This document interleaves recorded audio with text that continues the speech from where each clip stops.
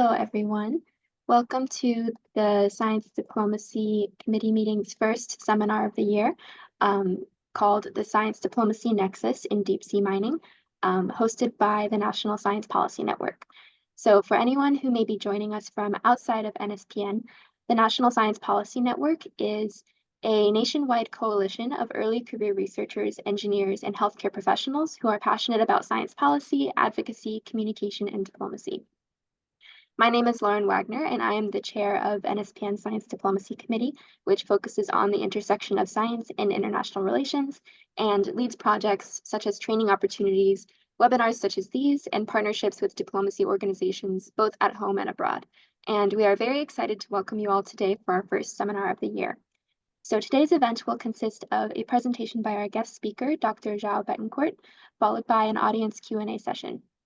And we are recording today's event and we'll be posting it to the YouTube channel after the event. So if anyone you know wanted to attend but may have missed it, feel free to send that around afterwards.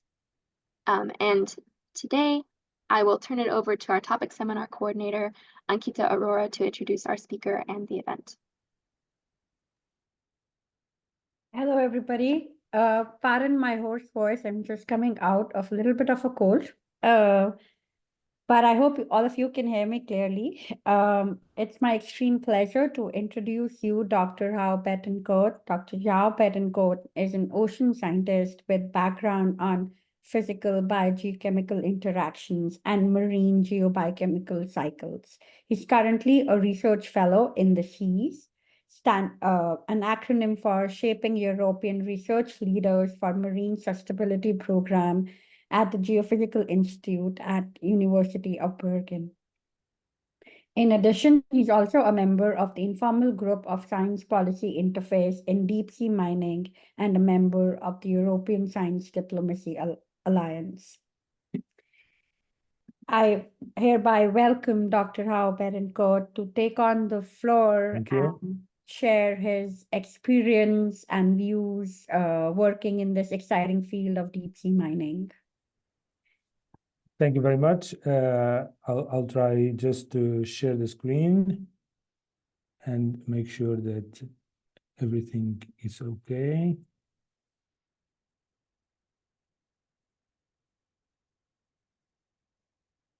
I think this one, you're probably seeing my notes.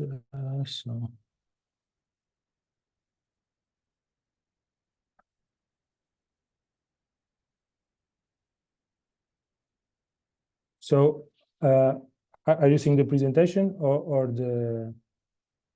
Yes. Okay. Well, first of all, I'd like to express my gratitude to the NSPN for the invitation to give this talk and also to the participants in the seminar. I'll start with a cliche that a picture is worth 1,000 words, because I'm convinced that it applies to this picture as far as deep sea mining is concerned. We see a polymetallic nodule with a living organism attached to it being lifted from the seabed by a robotic arm. Still with sediment attached and a cloud of loose sediment around it. If you want to picture deep sea mining, just imagine this, but at a scale 1,000 times bigger. Here we see the resource, the environment, and the technology together. These are three of the aspects that this deep sea mining involves and that are being discussed in international negotiations aiming at initiating the commercial exploitation of deep sea mineral resources in the seabed outside of national jurisdiction, the zone of the ocean called the area. Science is also part of these negotiations, and it was because of that that I proposed to talk about science diplomacy in the deep sea mining negotiations.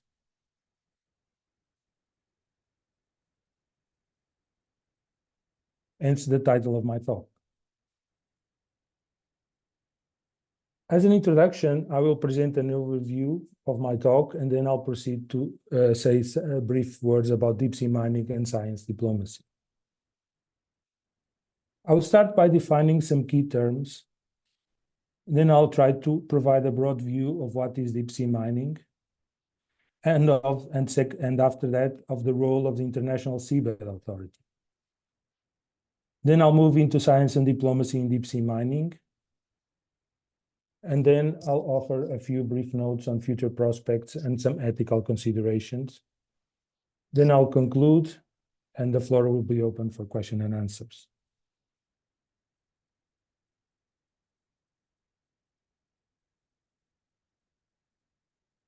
Deep sea mining negotiations occur along fault lines: geopolitical, as the international powers vie for the control of the supply of critical minerals; economic, as the extractive and regenerative economic models are coming head to head; cultural, as different views of the ocean and of the deep sea engage each other in the negotiations; and environmental, as a conservationist and developmentalist views on the natural world clash.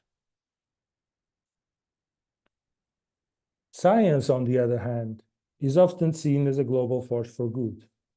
In negotiations, due to its universality, it is seen as an enabler of sounder discussions that occur on a common factual and objective basis. It is in part because of these characteristics of science that a community of scholars is working on revealing the connections between scientific knowledge and diplomatic practice. And I hope that this talk will contribute to that discussion. Now I'd like to introduce some key terms. It was probably Captain Nemo that fired the opening shot in deep sea mining, as you can see by this quote. And as a definition, we do not need to go much further than this. Deep sea mining is the commercial exploitation of deep sea mineral resources. Historically, knowledge about deep sea mineral resources goes back more than a century. Nodules in the deep sea floor were first described by the Challenger expedition in the late 1800s. Nodule resources in the Pacific Ocean were estimated in the 1960s. Ore-grade sulfide deposits from hydrothermal vents were observed in the late 1970s, and ferromanganese crusts were investigated in the 1980s and 1990s. The International Seabed Authority initiated operations in 1994. So approximately, by the time all major deep-sea mineral resources were known, the international framework for their exploitation started to be laid down. The International Seabed Authority is the organism that oversees mineral resources activities in the area. It was created under the auspices of the United Nations Convention on the Law of the Sea and the 1994 agreement of Part 9 of the same convention. The authority came to existence in November 1994 and is headquartered in Kingston, Jamaica. And its main organs are the Assembly and the Council, the Legal and Technical Commission, the Secretariat, and the Enterprise. Regarding science diplomacy, it deals with the intersections between science and foreign policy in the diplomatic arena. Here, I present the three classical dimensions of science diplomacy. Diplomacy for science, that seeks to facilitate international scientific cooperation.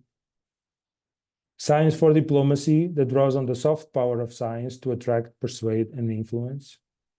And science in diplomacy, that strives for the effective uptake of high-quality scientific advice by policymakers. And I highlighted science in diplomacy because that is the dimension that we'll be mostly concerned with.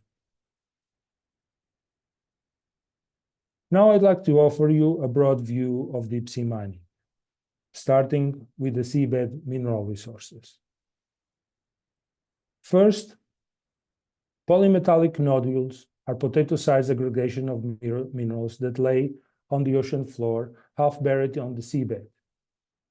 To the left, you can see a bed of polymetallic nodules that is sitting 5,000 meters deep, with a nodule abundance of 25 kilograms of nodules per square meter, and an average nodule size of 4 centimeters. To the right, you can see nodules that were recovered from that site and others close to it. The size of these nodules, they range from 2 to 10 centimeters. Nodule G that I highlight has 2 centimeters of diameter. It has a volcanoclastic rock nucleus, the yellow nucleus that you can see, and it took 5 million years to grow at a rate of 2 millimeters, approximately 2 millimeters per million years. Ferromanganese crusts share some similarities with polymetallic nodules regarding composition and formation mechanisms, but their configuration is very different, as they appear as drapes covering the seabed, as you can see in the figure to the left, that shows a crust extension of the Shikoku Basin Kinnan escarpment at around 4,000 meters of depth. To the right, you can see a cross-section of one of the thickest crusts ever recovered. The thickness is of the order of 20 centimeters, based on average growth rate.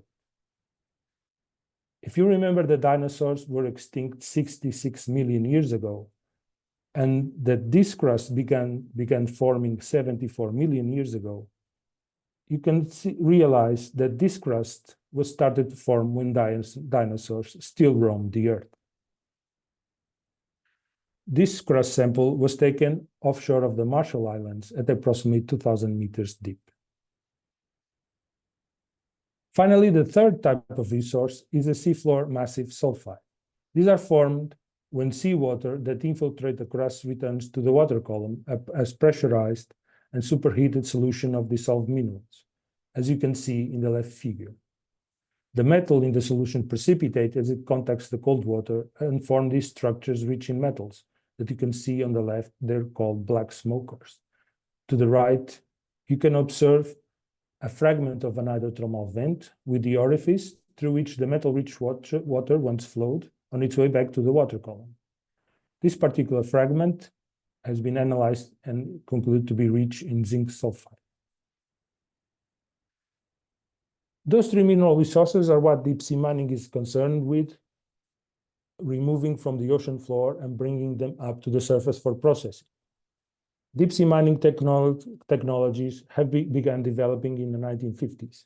And here I show a configuration of a system designed to exploit deep sea mineral deposits. It's composed of seafloor production tools, lifting systems, and a production support vessel. Regarding seafloor production tools, several prototypes have been tested throughout the years. Here, you can see some examples from 1992 up to 2019. The characteristics of some of these are the following, and you can appreciate the scale of the operations that prototypes like this will involve. How many nodules like the one of the first slide can these machines harvest? A simple calculation will tell us that this number is on the order of the tens of thousands per hour and per day. So I was right asking you to imagine that first picture 1,000 times over to grasp the scale of the operations involved in deep sea mining. Although these collectors won't be so gentle with the nodules as at ROV. What is the significance of deep sea mining? Let's look at the locations of the major deep sea mineral resources. As you can see, they are spread around the globe, but mostly concentrated in the Pacific. We can also see that the zones fall on national as well as international waters. Hence, this is an issue of domestic and international dimensions. Before moving on, I would just like to highlight the location of the Clarion-Clipperton Zone, or CCZ, because the CCZ is the focus of most of the current deep sea mining activity, and it's probably the first area that will witness commercial exploitation. Now I'd like to present the why of deep sea mining, or better yet, one of them. I've compiled a list of metals found in higher tonnage in the CCZ than in land-based reserves, according to an estimate published in the scientific literature. Comparing this list with lists of critical minerals, we can see that most of them are in the US and EU lists, and some also figure in the China and Brazil lists of critical minerals. Then we can conclude that, at least in nominal terms, deep sea mineral resources are relevant to the critical minerals topic. And this likely explained the interest of nation states in deep sea mining. Regarding the economic outlook for the industry, I find it useful to read this quote about the expectations in 1977, that the industry would be in full-scale economic production in 1982.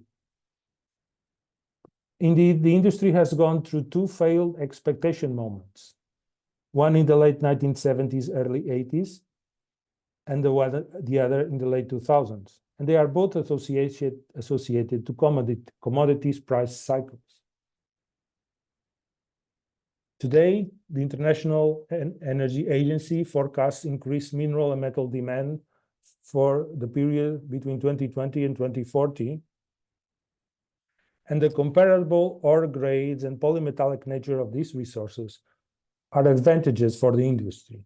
However, for it to be profitable, production costs must be lower than the highest cost of future production on land. And based on these criteria and current cost estimates, studies like this one from 2017 suggest only marginal profitability for the industry. So the business case for deep sea mining is still far from being made. And how could deep sea mining impact society? Environmental impacts occur along the whole deep sea mining value chain. Looking only at operations on the seafloor, these are but a few classes of environmental damages: organism removal and destruction, disturbances due to sediment plumes, habitat destruction due to the removal of rock substrates. But the social impacts are also important, and they are significant and are community-specific. Political conflict within communities, disruption of subsistence fishing and cultural practices, and damage to culturally important coastal and deep sea sites are only part of these impacts. And for all of these, we don't know at this moment their full scale for commercial scale operation. It is against this backdrop of economic, technological, environmental, and social uncertainty that the International Seabed is developing the legal, technical, and financial framework for deep sea mining in the area. It does so under its mandate that was defined by the United Nations Convention on the Law on the Sea, the UNCLOS. In particular, there are 3 articles that frame the activities of the authority.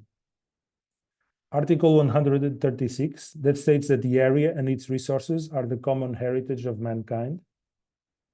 Article 137.2, that says that all rights in the resources of the area are vested in mankind as a whole, on whose behalf the authority shall act. But also Article 145 of the protection of the marine environment, that mandates the authority to develop appropriate rules, regulations, and procedures to ensure effective protection for the marine environment from harmful effects.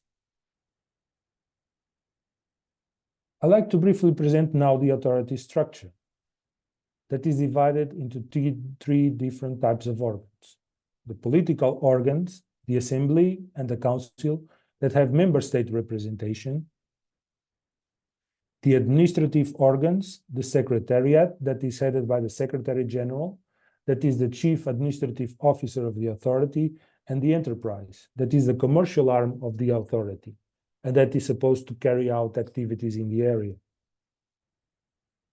And then there are the expert bodies that are composed not of member states, but of experts in their respective fields. These bodies can be multidisciplinary or not, and either subsidiary bodies or not, such as the LTC is subsidiary to the Council, or they can be divisions of main organs, such as the Office of Resources and Environmental Monitoring is a division of the Secretariat. Now, the regulatory framework of deep sea mining is embodied in the Mining Code, which is the set of rules, regulations, and procedures that govern mineral-related activities in the area. And it contains RRPs, rules, regulations, and procedures for prospection and exploration that were elaborated between 2000 and 2013, and also the draft RRPs for exploitation that are still under development. In 2019, the legal and technical Commission recommended a draft RRP to the Council. The Council in 2020 formed 3 informal working groups to facilitate discussions regarding the draft RRPs.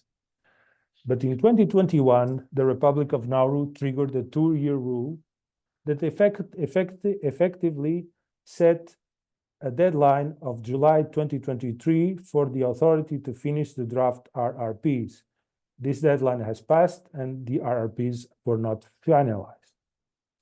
In parallel, standards and guidelines, which are non-binding, the guidelines, are also being developed to assist in the implementation of the RRPs. And this is a broad view of the mining code. To finish this part of the talk, I would like to quickly address 3 key issues in discussion in the authority at this moment. The first issue is the question of the common heritage of mankind and the equitable sharing of benefits. This quote by Ambassador Pardo was the first occasion where the principle of the common heritage of mankind was articulated, although the actual expression was not used. But the main ideas are well present in this occasion: the common interest of mankind, the protection of the marine environment, and the equitable sharing of resources and their development. With respect to this last principle, the sharing of benefits, it is still an open question at the authority, especially of how to implement the principle.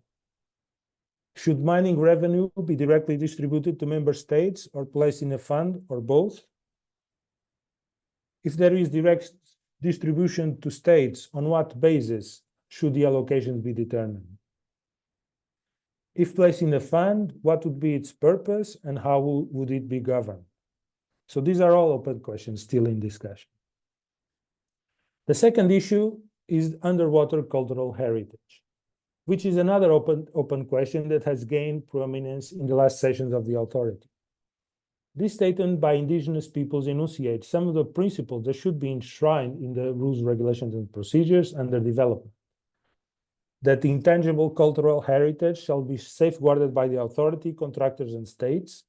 That indigenous peoples and local communities have the right to maintain, control, protect, and develop their cultural heritage, and they have the right to free, prior, and informed consent before any deep-sea mining project which may affect intangible cultural heritage.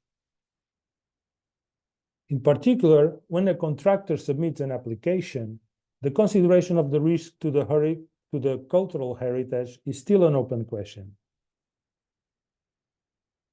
Should social cultural impacts be included in the environmental impact statement? Should underwater cultural heritage be included in the definition of environmental effect? And should underwater cultural heritage be included in the inspector's power to issue an instruction? So again, we are facing more open questions at the authority. And finally, there is the key issue of the environmental protection. Despite its environmental protection mandate over the whole area, the ISA, the International Seabed Authority, does not possess an overarching environmental policy as of this moment. As part of the mining code, the authority developed a regional environmental management policy that is based on area-based management tools. For instance, regulations 44 and 44Bs of the draft exploitation regulations address regional environmental management plans. One such example is the Regional Environmental Management Plan of the Clarion-Clipperton Zone that was developed based on the precautionary approach and the protection and preservation of the marine environment. However, to fulfill its environmental stewardship mandate, the ISA needs to adopt a comprehensive strategic environmental management approach. And with respect to that, myself and my colleague Angela Yang, we suggested that the development of this strategic environmental policy should begin with a strategic environmental assessment of mining activities in the area.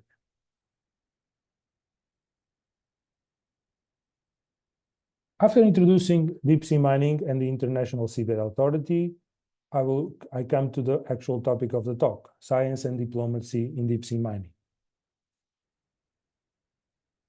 I'll first introduce the concept of the science diplomacy nexus. This concept was introduced by Pierre Bruno-Ruffini in 2018, and it concerns the mechanism that enabled the uptake of scientific knowledge by diplomats, resulting in decisions based on good quality knowledge. This concept belongs to the science in diplomacy dimension of science diplomacy. It was initially applied to the IPC process, which is a formal science policy interface. But here, I try to apply it to international seabed authority, although this task is problematic because the authority is not a science policy interface, as the IPCC. Therefore, I'll first try to unveil how science is present in the authority's work. Science is represented in the authority structure by the Office of Resources and Environmental Monitoring. However, the authority can also ingest external input to consultations with experts or through workshops. However, the role of independent experts is purely advisory, and recommendations do not officially and directly reach the political bodies. Other than that, scientists are present in delegations to the council sessions, usually as advisors, in member states' delegation or part of observers or NGO delegations. However, and as I mentioned before, unlike other international bodies such as the IPCC, the science policy interface at the International Seabed Authority operates on an ad hoc fashion. Regarding the presence of scientists in delegations, here I show the number of scientists present in delegations to the Council's last 4 sessions, aggregated by regional groups as defined by the authority for purposes of Council membership. The scientists in these delegations, they represent their member states. And obviously the composition of delegations is determined by the national choices that depend on interests being negotiated and resources. However, we can observe that the West European and other states and Asia-Pacific groups consistently have more scientists as part of their delegations. During intersessional work, in between the authority sessions, expert input is mostly realized to working groups and workshops. And here I plot again, aggregated by regional groups, the number of scientists that have attended workshops convened by the authority and whose participants lists were available. In this case, the scientists represent themselves as experts. However, the workshop composition may be decided depending on the council composition, because on several occasions, member states have to designate their representatives to these workshops. We can see that the Western states and Asia-Pacific groups, again, consistently have more scientists as part of their delegations. However, now I believe this also reflects the regional distributions of scientific capacity. To finalize the analysis of science diplomacy nexus, I will present the case study of the development of the CCZ Regional Environmental Management Plan. The CCZ REMP was developed to answer the need to have areas of particular environmental interest in place in the framework of area-based environmental management. As you can observe in this map, as of 2021, the CCZ is divided in exploration areas, where 16 contractors have engaged in 15-year contracts with the authority. The reserved areas, in yellow, which are reserved for access by developing countries or the enterprise, and the areas of particular environmental interest, which are designed to protect biodiversity and ecosystem structure and its function across the region, and where no exploitation of mineral resources will occur. Now I'll try to map the science diplomacy process that led to the approval of the REMP. We start by a workshop held at the University of Hawaii in 2007 on the topic of marine protected areas for the CCZ. From this workshop, general scientific based guidelines were issued, and these were later translated into a proposal to the Legal and Technical Commission. In its 14th session, the Legal and Technical Commission analyzed the proposal and decided to create a working group of legal and ecological experts to continue work on the proposal. This work was summarized in a secretariat note to the Legal and Technical Commission that analyzed it in its 15th session and considered that it was premature to recommend the Council the closure of areas. It, however, recommended convening a workshop to review the proposal. This workshop took place in 2010, and the results of this workshop were communicated to the LTC in a secretariat note during its 17th session that finally decided to recommend a provisional environmental management plan to the Council. The Council in the 17th session noted the LTC recommendation, but requested further work, including a workshop. This workshop never happened due to budgetary constraints, but in a secretary note to the Council in its 18th session, the Secretariat noted that basically all scientific work was completed and that there wouldn't be any additions to the work on the proposal. Then finally, in the same session, the Council approves the environmental management plan for the CCZ to be implemented on a provisional basis for 3 years. Now, I would like to share some notes regarding this process. The 2007 workshop was a result of previous research project on assessment of biodiversity. The workshop was convened by scientists who participated in their project, and it was funded by private institutions. The workshop was participated by 16 scientists, 7 graduate students, and 2 staff members from the authority. On the other hand, the 2010 workshop was convened by the authority. And its participants were 19 from contractor or member state organization, 10 experts, of which only 2 were scientists, and 6 staff members from the authority. The working group, convened meantime by the LTC in its 14th session, was composed of experts from the Legal and Technical Commission. So the question is, was the science diplomacy nexus effective in this case? In my view, it was.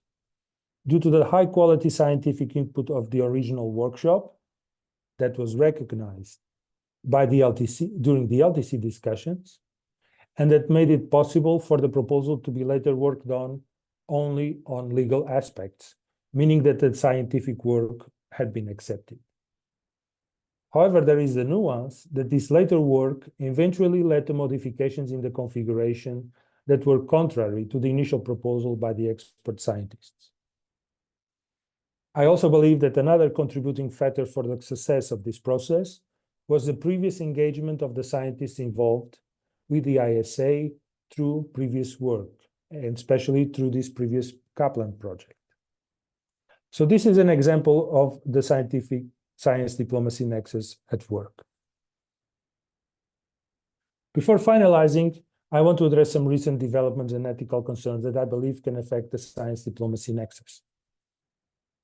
I will briefly mention developments that occurred in Norway and the United States in the past year to date. Norway is of now the first country to approve exploration of deep sea mineral resources in its EEZ. On January 9th of this year, Norway's parliament voted in favor of allowing exploratory mining on the continental shelf of the Norwegian Sea. This approval can be said to have gone against the advice of the national scientific community, that felt that the decision had been rushed and that it had ignored its advice. What consequences will this fact bring to the international negotiations taking place later in the year, especially in the role played by scientific advice in the decision-making process, when a country as Norway apparently disregards the opinion of its scientists and goes ahead with the decision to open its seabed to exploratory mining? That is a question that I think will be answered in the coming session of the authority this year. The second recent development that I would like to mention regards the United States of America. Now, the United States of America, they are not a party to the UNCLOS.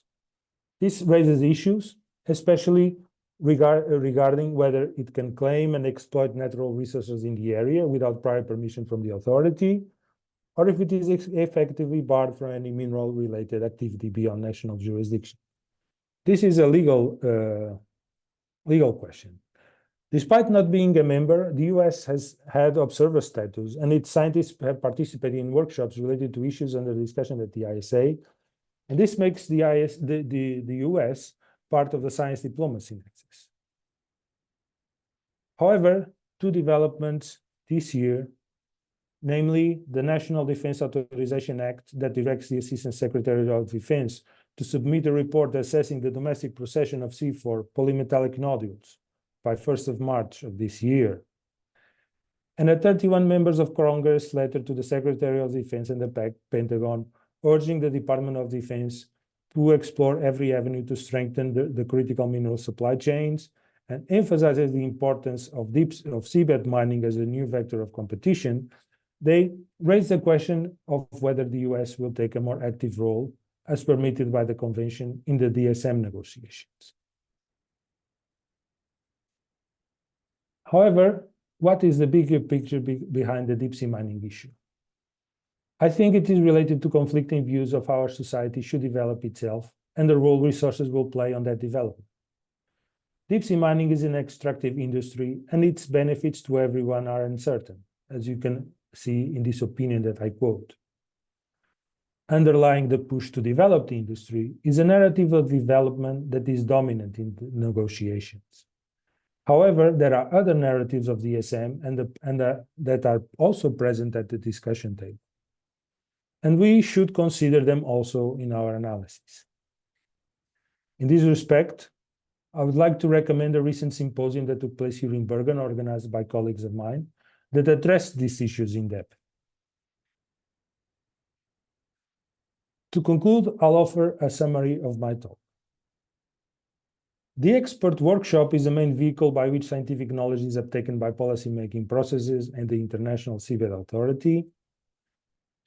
A science diplomacy nexus is present when science is needed in negotiations, and this also implies the presence of a science policy interface that, in the case of the authorities, is informal.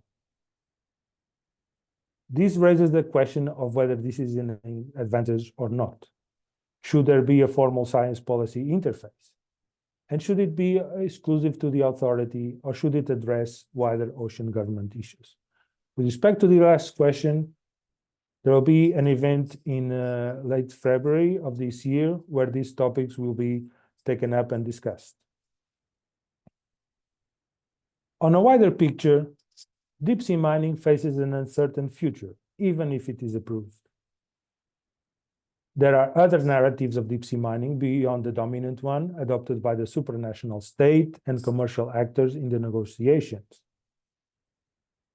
Should alternative narratives of deep sea mining be included in the analysis of the science policy interface? My answer is yes. Finally, I would like to return to the initial image. The truth is that given the uncertainty surrounding deep sea mining, no one can claim to have a clear picture of the issue. So the proper depiction of this deep sea mining in a single image should be this one. Thank you very much.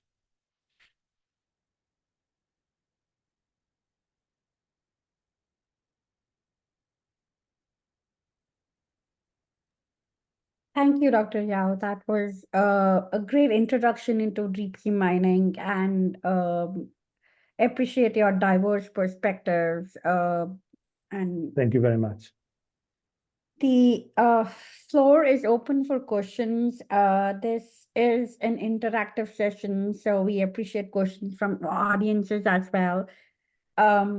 If the audience has questions, please raise their hand, and you can either unmute yourself to ask it, or if you prefer, just add the question in the chat and we can ask instead.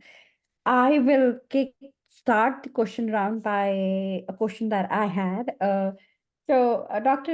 Bettencourt, you mentioned that deep sea mining also kind of intersects with, in general, ocean resources, right? So I was wondering, is there any intersection between international treaties such as the Antarctica Treaty to kind of either take inspiration and form a more formal consensus on that? So, or are there underlined frameworks already present in Antarctic Ocean with respect to deep sea mining? Thank you. That is a very interesting question. And to be honest, I was hoping someone would ask it. The Antarctica, the land is governed by the Antarctic Treaty that prohibits any mineral exploitation and basically reserves the continent for science. But deep sea mining is obviously related to other international agreements. I can mention one that was achieved last year, the Biodiversity Beyond National Jurisdiction Treaty.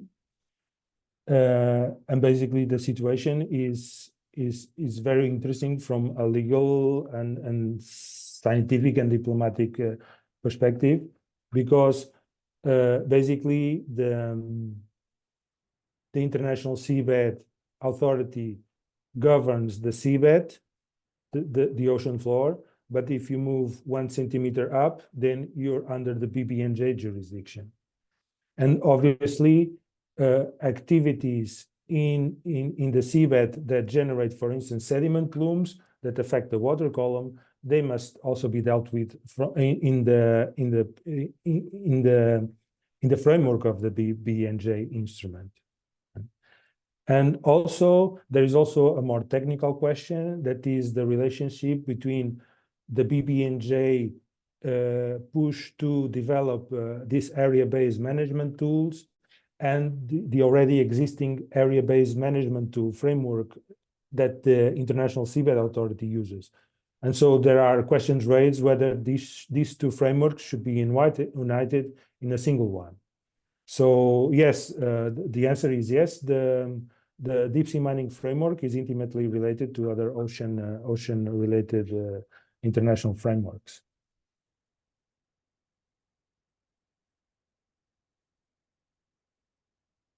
I see, Lauren, you have your hand raised. Go ahead.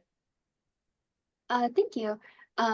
Yes, that was a wonderful presentation, Dr. Bettencourt. Thank you for providing such a thorough overview of deep sea mining and diplomacy.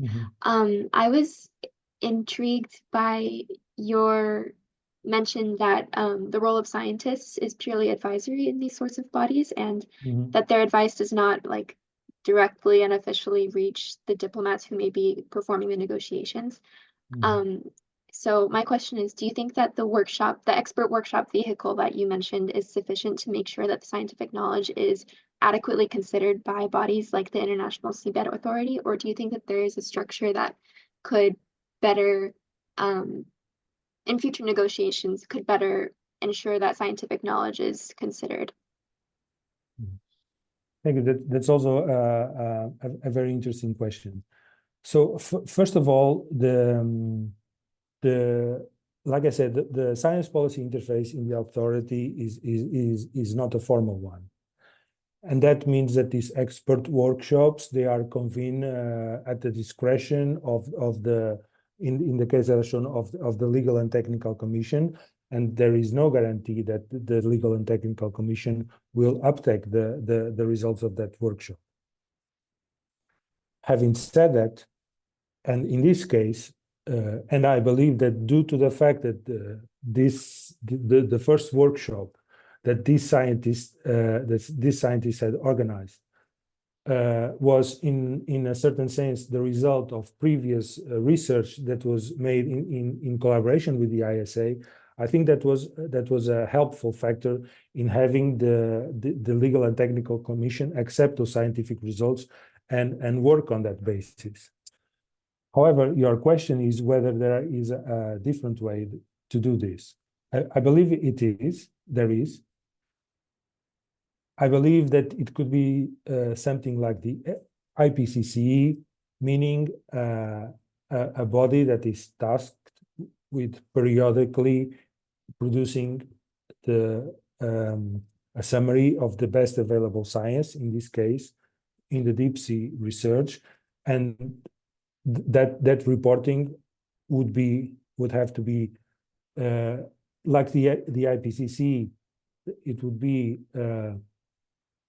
let's say co-created by the scientists and also by the diplomats, and then we would have some form of IPCC report, IPCC summary for policymakers, but regarding the deep sea. Or not only the deep sea, because the deep sea is obviously part of the ocean. And so maybe here we should think about a science policy body that would address issues not only regarding to deep sea mining, but to ocean governments on the whole. So yes, to summarize my answer, I think yes, there is another way. Yes. Thank you very much. Yes. Hi, Dr. Bettencourt. Thanks so much for this Yeah. extremely comprehensive conversation so far.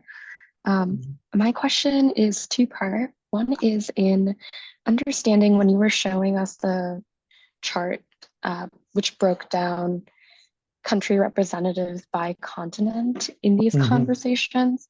I was curious if you have ideas on how to increase the voices of countries in like South America or Africa, particularly countries that have the availability of land-based mining of these resources that are being exploited at the deep sea. So countries that come to mind are like cobalt mining in the DRC or copper mining in Brazil, for example.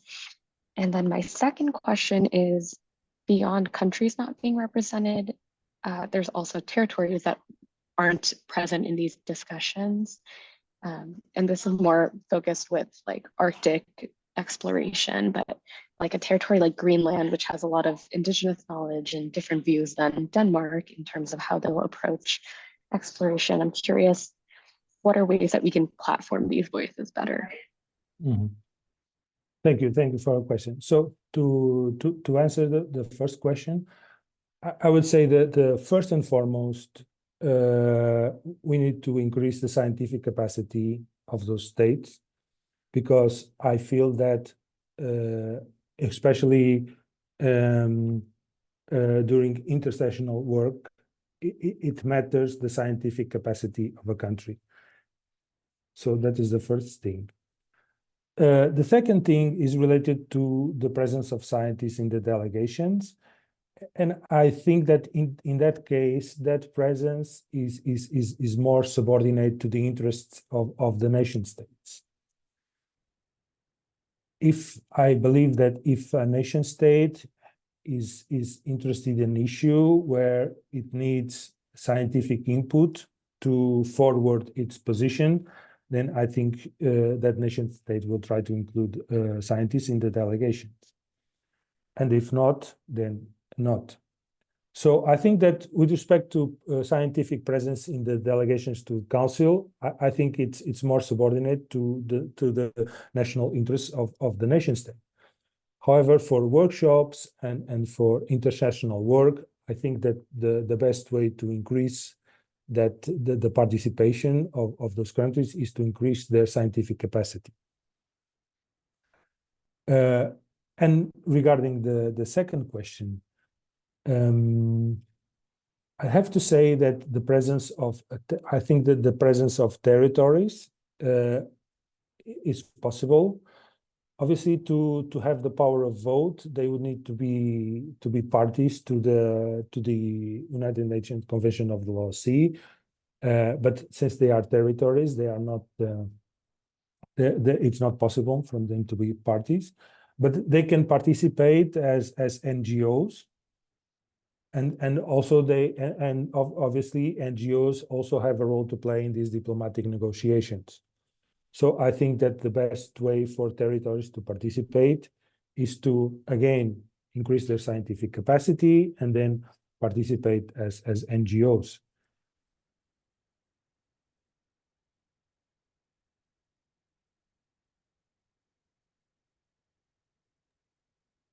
Perfect. I guess I will take the last question and then pass on the floor to Lauren. I had question regarding something that was kind of touched upon in the last slide, where you mentioned that there are non-dominant voices and opinions about deep sea mining. Could you expand on what did you mean by that, and what are the voices and what are they telling us? Yes. Well, the dominant, like I mentioned, the dominant narrative in deep sea mining is this developmental narrative of extracting the resources and use it for economic development. That is unfortunately the dominant narrative. There is, for instance, a second narrative that says that we must respect the environment and not touch the deep sea environment. That is a second narrative. There are other narratives that, for instance, the narrative of indigenous, I don't want to say the narrative of indigenous peoples, but I want to say that indigenous peoples, they obviously, especially those that inhabit the Pacific, the small island states, they have a completely different relationship to the sea, to the ocean, that we in the industrialized nations have. That is seen, for instance, in that statement regarding the cultural heritage. And that is also another narrative that needs to be taken into account. And there's also the question of the traditional knowledge and how this traditional knowledge can be included in the negotiations. So I think there are several narratives like the ones that I mentioned.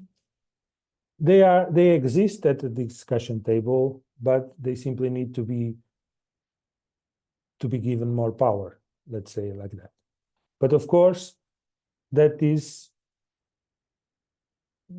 to give them more power, that, let's say, goes against the dominant narrative that is not only dominant in the deep sea mining negotiations, but is dominant in the public discourse worldwide. So I think there is still a lot of work to be done to give those different narratives, to give those different perspectives their proper place at the negotiation table. But they exist, and I think that they are their voice is beginning to make itself be heard.